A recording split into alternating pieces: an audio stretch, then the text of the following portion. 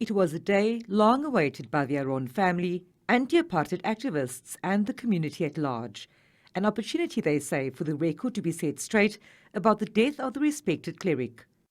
An impression left by an inductive reading of the existing record is that the 1970 inquest was done under the critical watch, if not direction, of members of the security branch of the South African Police Service.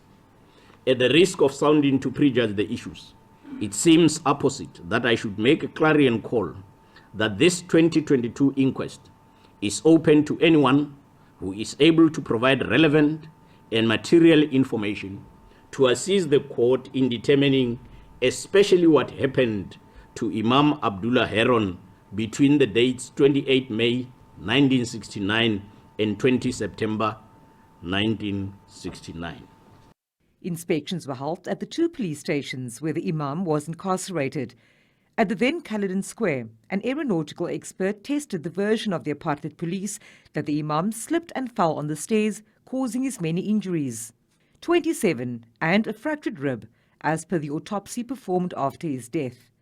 From what we see in the evidence on the post-mortem report and what we've researched in terms of fatal falls on stairs, there's inconsistency on the location of the injuries relative to the way the person had fallen.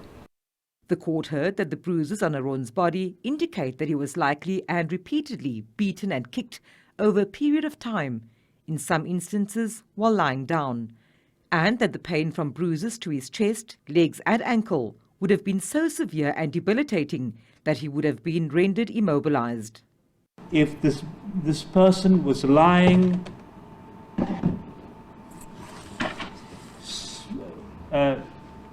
prone on the left side and then being struck with the ground, causing the resistance, struck to cause such a wound, that's when such a wound will be caused.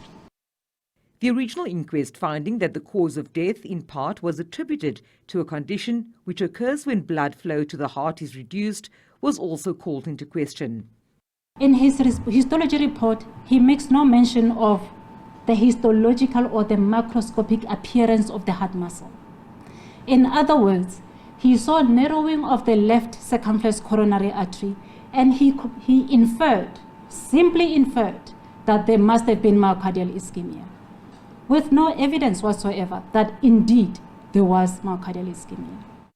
An apartheid-era policeman who was the sole guard at Maitland Police Station maintained that he did not know anything about the security branch's activities or much about the notorious reputation of Spyker van Wyk, one of Haron's main interrogators.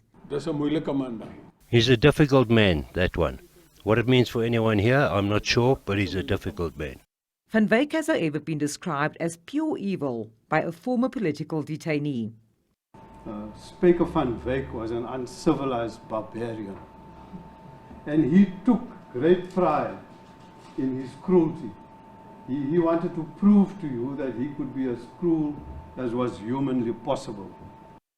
The Haron family has appealed to the court to help restore justice that had been missing for most of their lives. The Imam's only son was 12 years old at the time of his father's arrest. He never saw his father alive again. We always believed, my Lord, that he was tortured right up to the end, and the bruises that we had witnessed were clear indications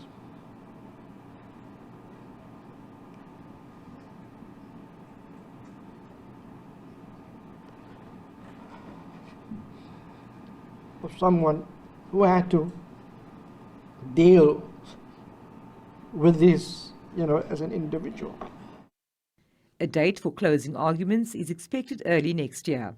Vanessa Puna, SABC News, Cape Town.